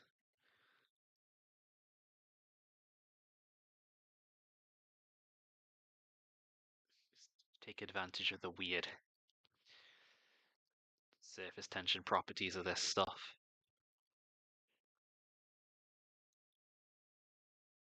There's something funny with contrast paints. I've ended up, they're great to have for, like, how to word it. They were originally brought out as like, oh, they make painting easier. They've got these really specific properties that make it really easy to just like get some easy shading out of a model without having to put much effort in. And anyone who was already comfortable with painting was like, okay, but what if I make it do this? That's useful for several other ways, several other things other than the advertised effect. Probably one of the better things GW has come out with for a big chunk of time. Just because of like everyone benefited. Beginners got a new tool to make it easier. Experienced painters got a new tool to give them a bit more variety in how they can do things. It made certain aspects of the hobby a little bit less intimidating. Which again, everyone wins there.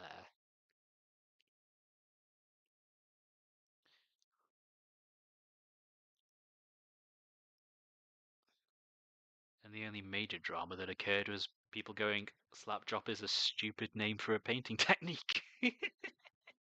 It has a name already.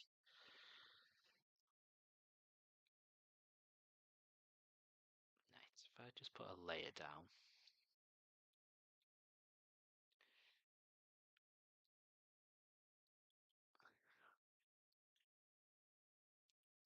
And then wash away the wet brush.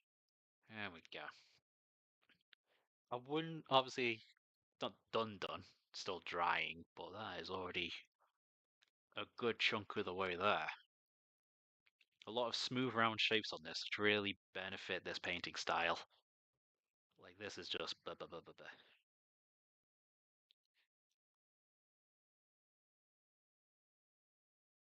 Maybe just to help define the edge a little bit there. There we go. That's how easy that was. Wasn't even on camera. Still showing through a little stronger than I would like. So we'll blend it away. Nice. You can go there. Keep you upright so it doesn't dry funny.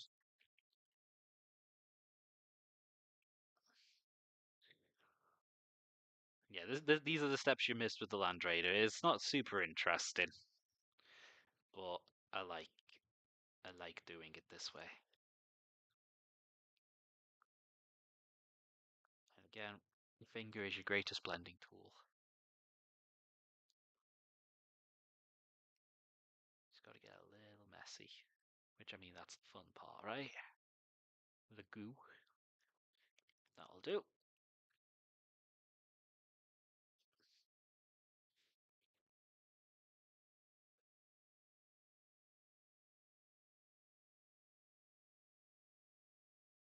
All this down the sides.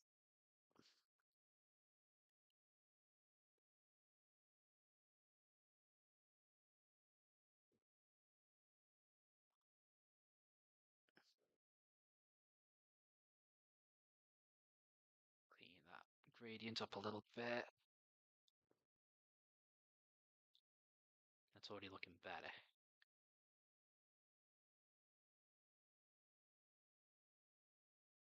Just along the whatever this is. It's like a housing for this little lens on the front.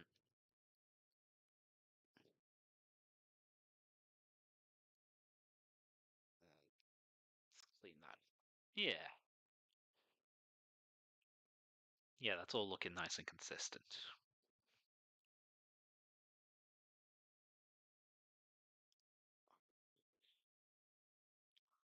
Let's put a little bit more on just before that curve fully goes vertical. Nice.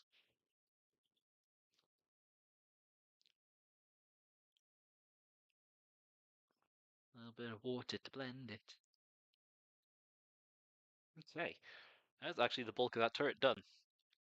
Outside of like edge highlighting, which that is something that makes this look a lot better too. So like having all these weird messy gradients framed with the clean lines really does a lot to refine it a little bit. Though speaking of refining, these just need an extra layer. I don't think I could be bothered doing the extra blending on these. They already look fine. Actually, no, I can, looking at it, doing that. But we'll have to wait a second while that dries. Nice and consistent. Yeah, thank you. Even if it doesn't look always super consistent from model to model, it can at least look consistent on the model. Speaking of, on top of this thing, ended up getting a little bit more orangey than I would have liked, so we will just highlight, not the whole thing, just enough to give it a spot of brightness. And along that edge too. That's better. It's a tiny bit more refining, because some of these did get a little bit too much of the warmth. Shouldn't need a lot. just enough to give it a little bit of life. It's all about contrast.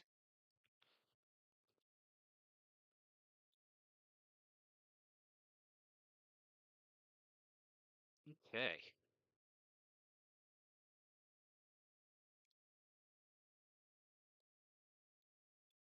Right. And then we'll just blend along that edge as well. That's the weird illusion with paint, is that it always looks a lot stronger than it will when you first put it on. Every paint just looks a little bit brighter until it dries. But that I'm already liking the look of. Okay. Huh. Leaves us with this fucker though. I'm not sure how much of this I can do in half an hour. I'll see if I can't do like the top horizontal plane.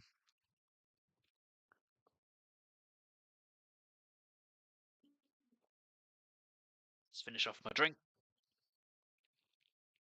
We'll need a little bit more paint because that has watered down quite a lot. Yeah, we'll see if we can't do the top bit.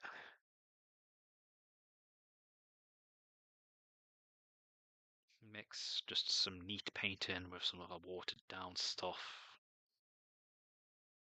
Just to get use out of everything. And we'll start here. Just basically do an edge highlight and then make it chunkier. Because this is a very exposed part of the tank. So it just makes sense that it'll be bright.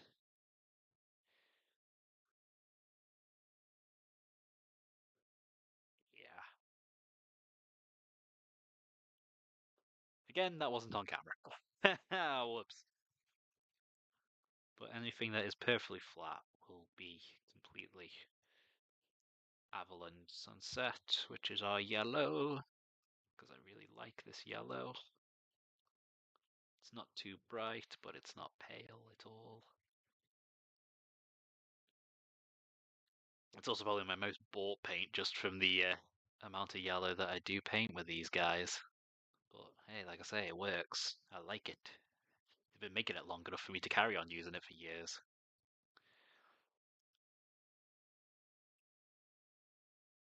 They've been adding to it instead of replacing it. The inside of these light housings, I could have really. Don't know why I put the dark oak on these at all. But I really needed to put some on the inside of that one there.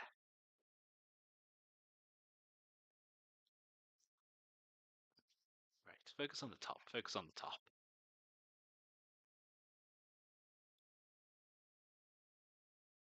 Just get the easy edges. Just like with a jigsaw, just start at the edges. Work in. Big flat areas like this.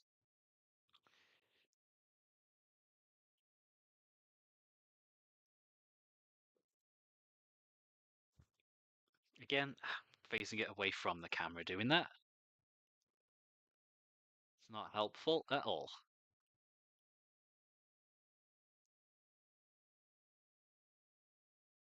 So I will show it on the other side.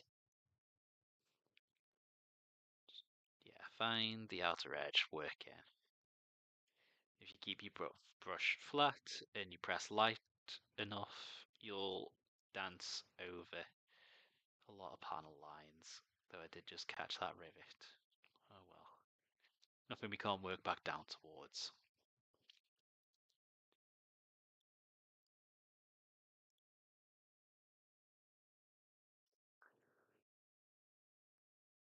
Let's get some of this. Keeping the brush going in the same direction, just to make it easier on our hands. Yeah, second coat makes that a lot more solid.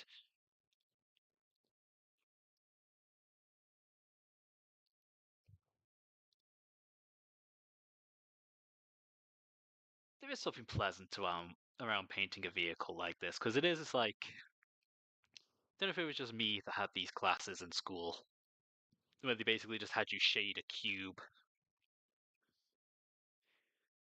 I forget if this was in an art class or an IT class because I remember doing it on a bit of software that they were trying to teach us that probably does not exist anymore because that was my high school. It's like, here, learn this art program. No one will ever use it. It was just a cheap license that we could get.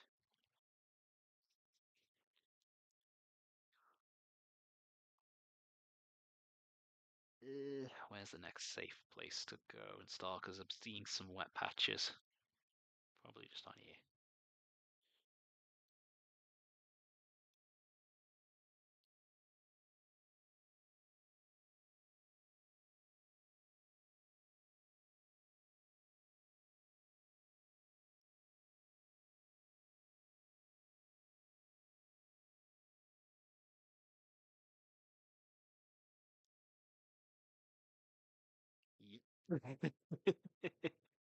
Oh, good, it wasn't just me that had that.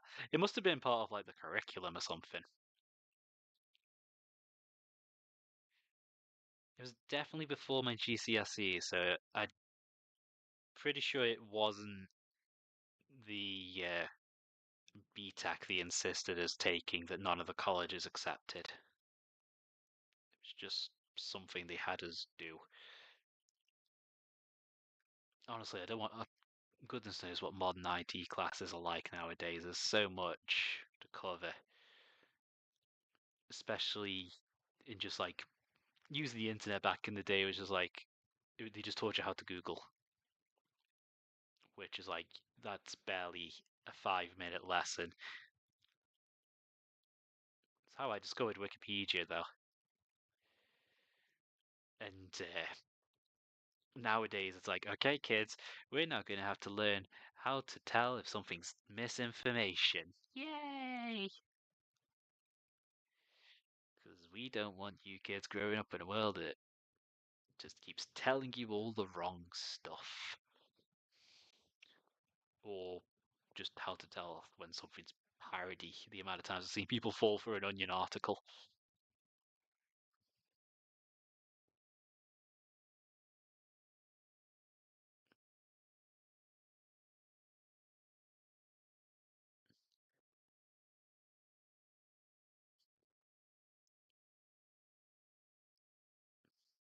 Okay, little Timmy, do you know the word propaganda? No? Oh dear. A kid, I doubt they would ever actually cover something like that in like a primary school capacity. But missing. Well, it's something that would have to be discussed, I imagine. If they had any sense. Also, since when did Little Timmy become the generic small child name? At least in my mind. That's something to. It's probably got an option. Oh, is it Tiny Tim? Like from Christmas Carol. That could be it. It just got alliterized because it's a bit more snappy.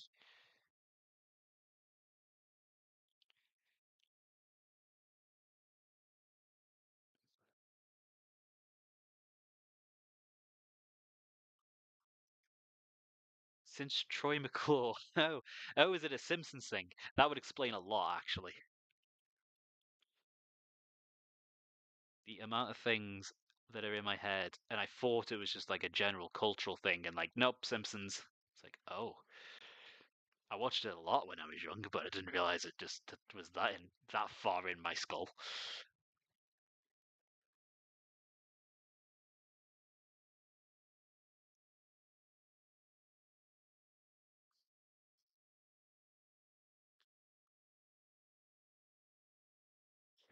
Okay, probably doing this surface a little bit. Yeah, towards the bottom of it though, rather than the top half, just because that top half is going to be obscured slightly by the paneling that's already there. bring it up a bit higher than we want, and we can bring it down with the yellow contrast. It's more of an orange, but it is labeled yellow, so I'm just going to keep calling it that.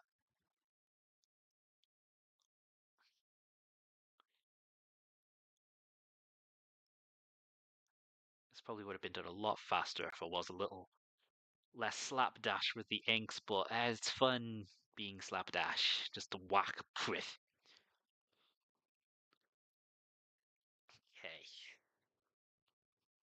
This is getting the top half, though. That's for sure.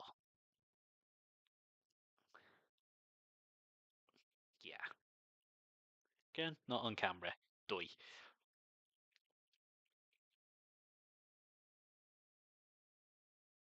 Just along here, I think. Join those lines up, because it'll make sense. Extend them a little bit, because it'll look better.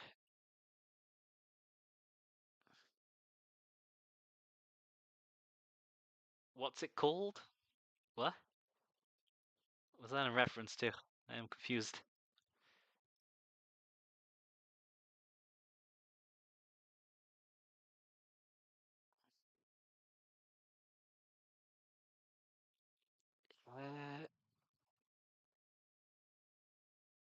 I'll just scribble down there a little bit.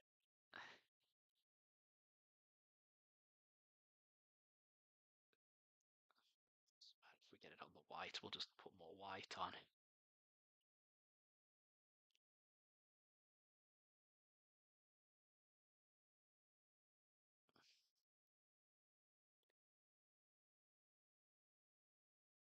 There we go.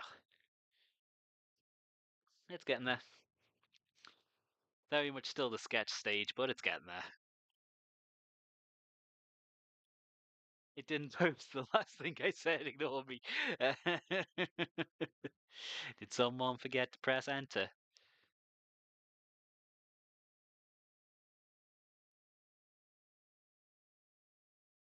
Because I've done that too many times. You think the conversation died, but no, you just did a dummy.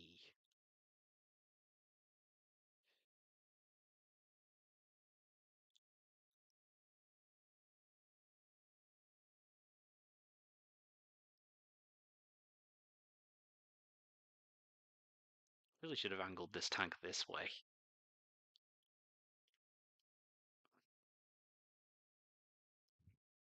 Let's fix it in the last 10 minutes of the stream.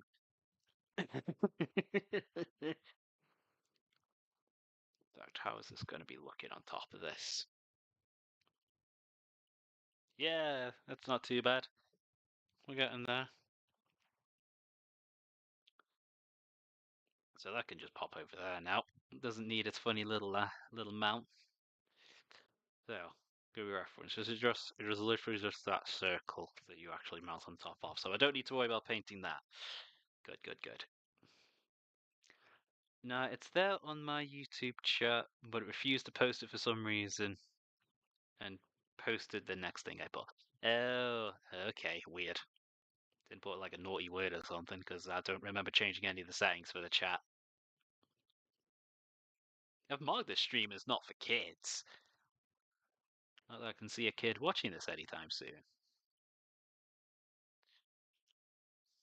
That doesn't mean that the chat lines up. So I dare say there's probably some sort of auto mod tools.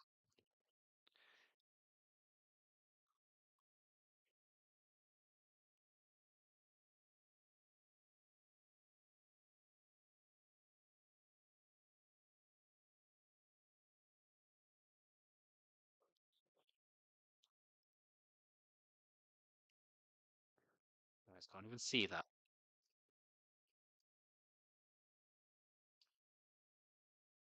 It's not a great view, but it's there.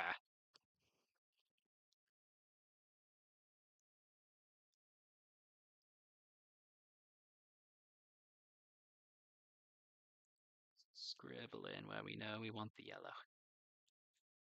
Like I say, just make this a sketch. This paint is already about as thin as when I refreshed it before starting this stage. But, well, let's add more paint.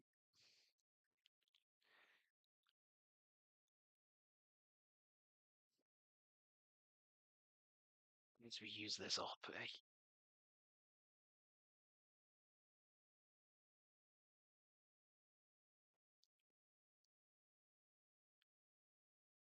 I don't know why there's this panel here, but well,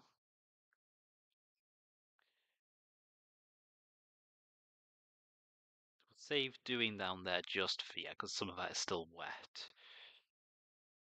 And then a little less back here, just because that's where all the extra stuff on the back of the turret does probably cover stuff up. And we'll do along the bevel.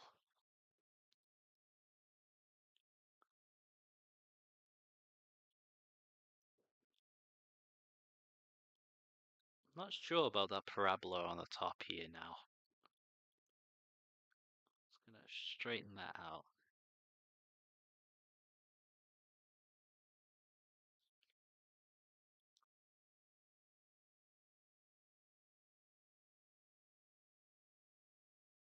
Does need to be neat because that can get some of the orange on it, disguise some of the messiness. But it is starting to look like a thing.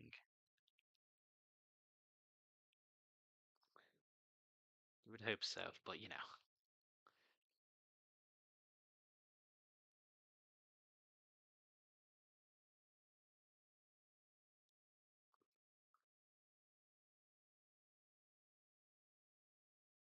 Going to sneeze.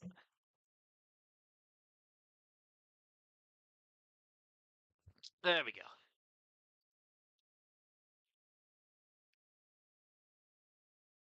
Let's get some of this rip parabola. Yeah, I don't know why I called it that. It felt correct. It might be brought back, reincarnated with some of the ink, but it didn't look right with the big bright bold yellow.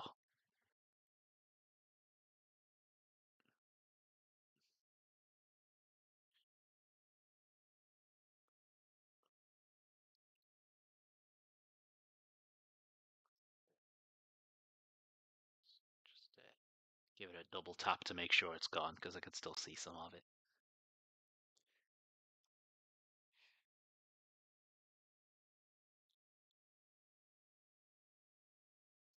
Yeah, getting there. We're getting there.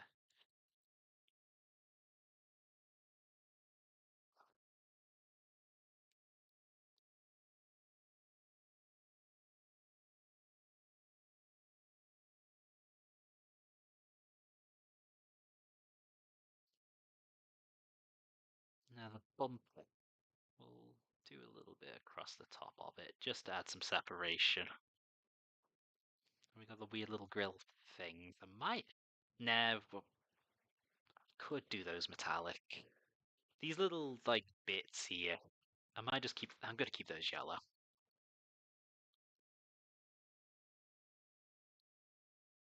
The more I thought about it, the more I realized I should just stop thinking about it.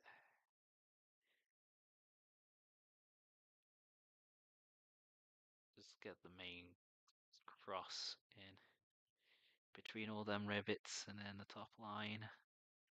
Should be the majority of what these need. Just block it in and come back to it later. This edge here.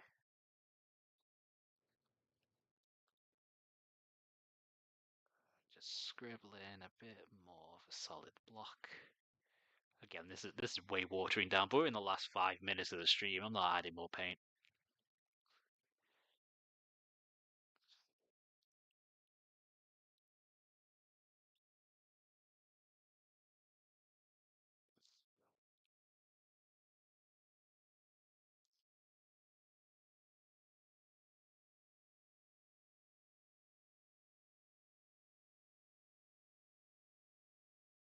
That's looking solid.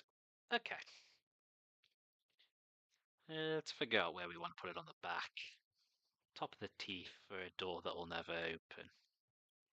If this was a rhino, that would be where the guys came out, but this doesn't have a transport capacity because it needs space for all the ammo. gets a little bit of something.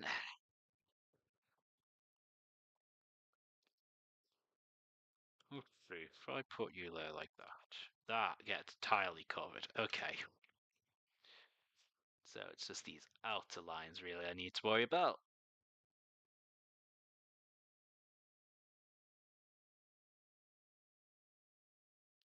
If I don't overdo it.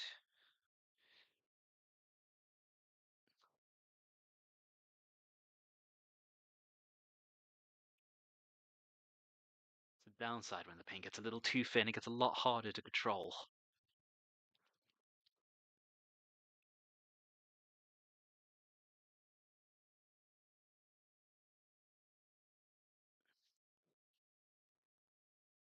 But just a little line of this yellow.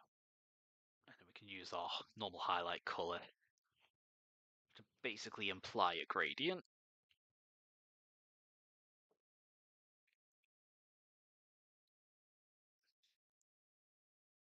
With less effort, yeah.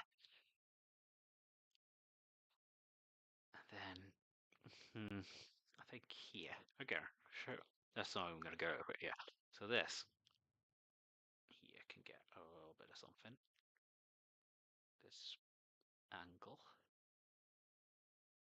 Just enough to make it appear.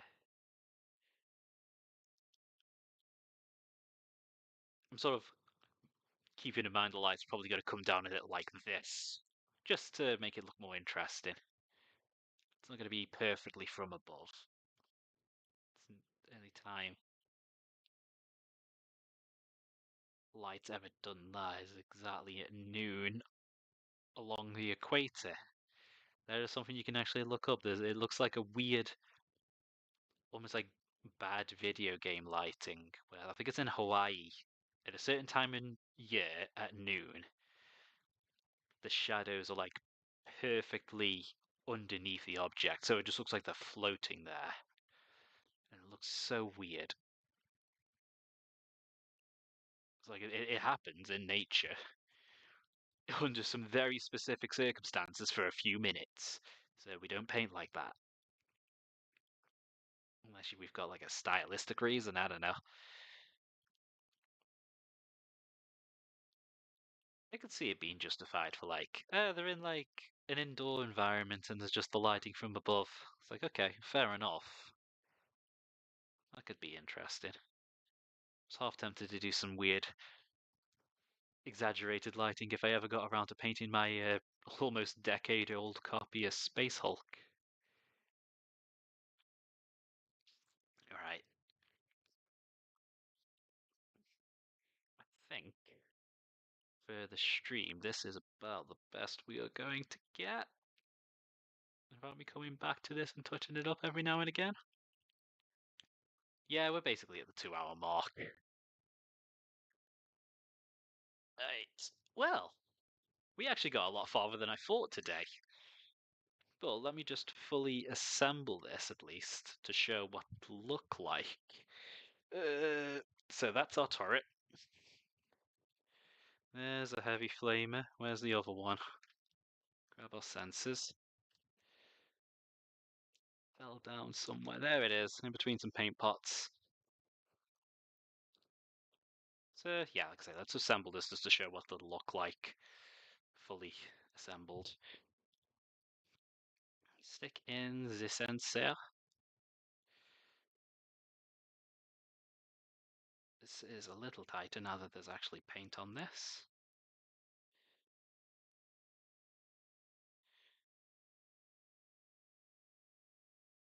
There we go. Ooh. Oh yeah, that's snug. Barely rotates now. It does, but whew.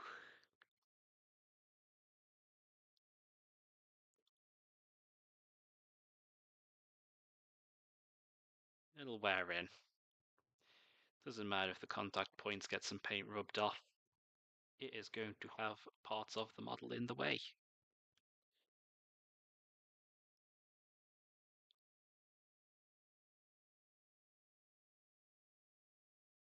It is looking pretty good. Again, I'm surprised how much I got done for a 2-hour stream. So hopefully I can get this done.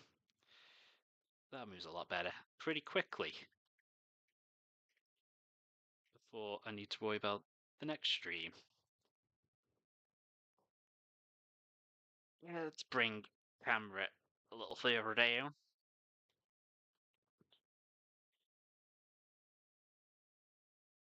Yeah, it's come along pretty quickly for 2 hours. Again, still a lot of refining on the shading, but I'm liking it. Especially seeing it like this, it makes it look like it's been through some stuff. For a tank that's all about getting up in something's face and shooting it at short range of fire, yeah, it would be a little toasty. So hopefully can get that done very quickly. There's like not a lot to do on the sides or the back. Edge highlighting and refining, and that's the vast majority of that, except for like tidying up these stripes and making it the checkers for the chapter. But yeah, not bad at all. Not bad at all. Okay, well, hopefully that is something that we can sort out. I think it is going to be Death Company Dreadnought next. Let me actually go grab him just to show him.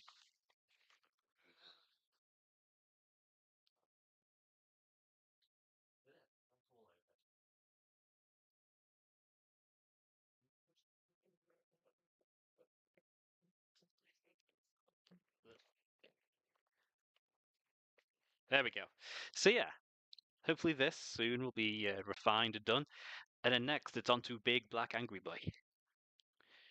Like I say, it's going to be black armor with the red X's.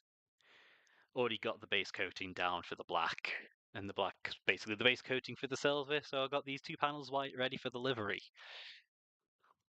Because something to do while listening to a podcast. Still need to drill out the barrels, but of the Icarus auto cannon thingy. But hey ho. So yeah, not bad at all. Not bad at all from this month. Okay, let's just get a final image. All right. Yeah, pretty happy with that.